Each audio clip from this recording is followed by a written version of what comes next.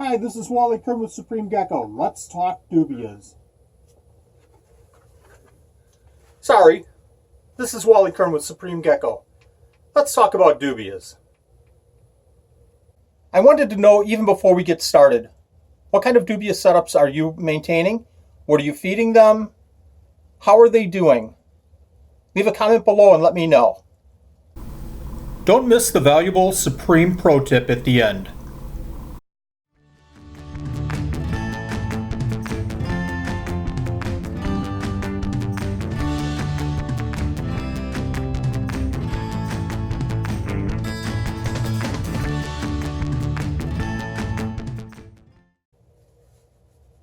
And you're wondering, what was that all about?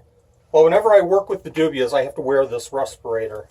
The dust from the dubias really affects me, and it's something that's developed over the last couple of years.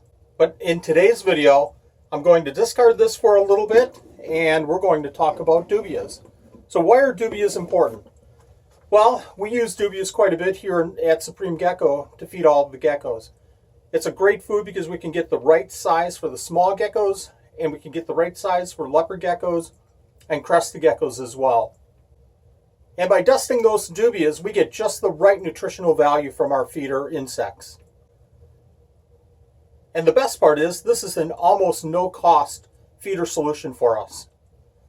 So I'm going to grab the camera, we'll go ahead and swing through the room, and I'll show you what we're doing in this bug room. I've done this before, but we'll go ahead and show you again.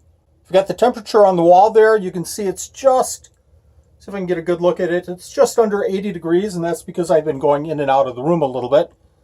There's my Darth Vader mask. There's 4 different dubias on the bottom, different age groups. This is our last one, 7, 15. I'm going to open that box in just a moment. We have some dwarf white isopods, some dwarf purple isopods, and some springtails on the top. We have some ivory millipedes as well. Down below we have some peanut beetles, my fruit fly cultures, and some flower beetles. Down below we have some other groups of millipedes, and I'm going to swing around now. And we have the 4 dubia containers and 1 mealworm group that we're working with. So today we're going to take a look at one of these dubia groups, and I'm going to talk about how we care for these dubias. But first, let me go ahead and show you our collection from yesterday. And we went through and collected from 3 of the containers of dubias. Let's go ahead and look at this group.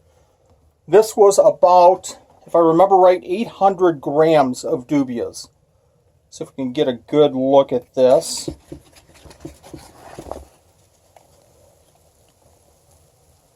I hate to even imagine the count of dubias in here. It's just loaded. This will last us at least a couple of months. You can see they're just swarming in here.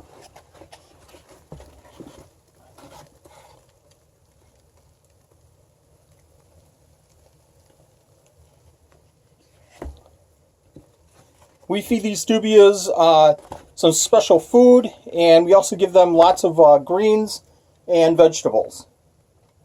So let's go ahead and take a look at the adult dubias and how we have them set up. I believe this blue container is at least 100 quarts. It might be 110 quarts. It has the ventilation on top, as you can see, and it has 2 extension cords to keep it really warm in there. I think one of the biggest keys to keeping dubias is to keep them extremely warm. Let's go ahead and take a look inside. So looking inside here, you can see the 2 heat pads. You can also see the food and the water crystals.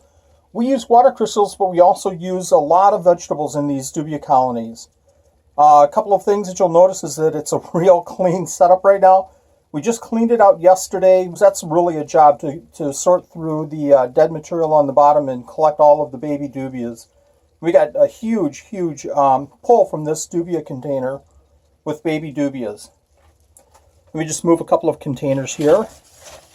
We use these egg cartons and we try to shift them back and forth so that they have plenty of room to roam around.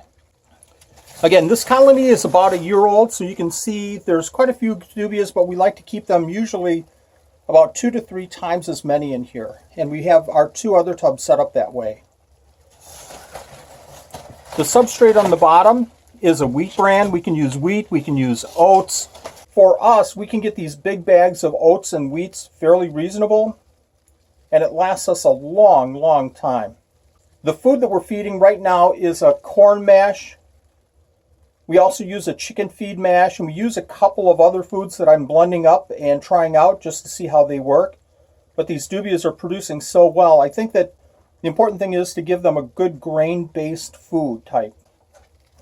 And what I like to do is place at least 1 egg carton right over the food and the water so that they can get right in there and eat and drink. Again, you really don't see any babies in here, but you do see some that are sub-adult.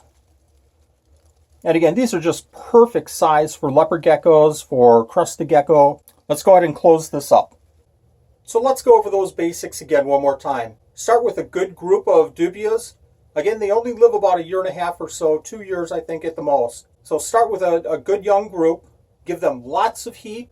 95 isn't bad for these dubias. Give them lots of room. Again, we're using 90 to 110 quart containers. Lots of egg cartons, lots of room for them to move around. I prefer a substrate.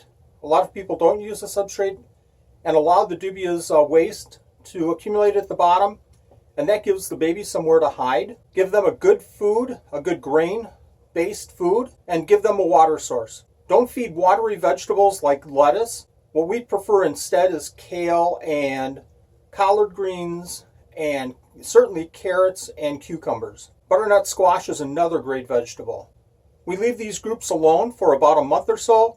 We collect the babies every month, and that seems to work out well. The more you bother these dubias, I think the less that they'll breed. Some people will miss their dubias. We prefer not to.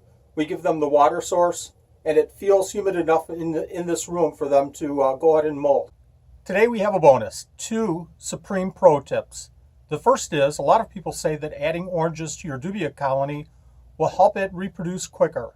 I really believe that that's correct. The second pro tip deals with the ratio of males to females you have in your dubia colonies. I like a ratio of about 1 to 3 or 1 to 4 males to females. I certainly hope this information helps, and if it did, go ahead and hit that like button, the notify button so you don't miss another episode, and if you have any questions whatsoever, leave a comment below. Thank you for watching. We'll see you next week.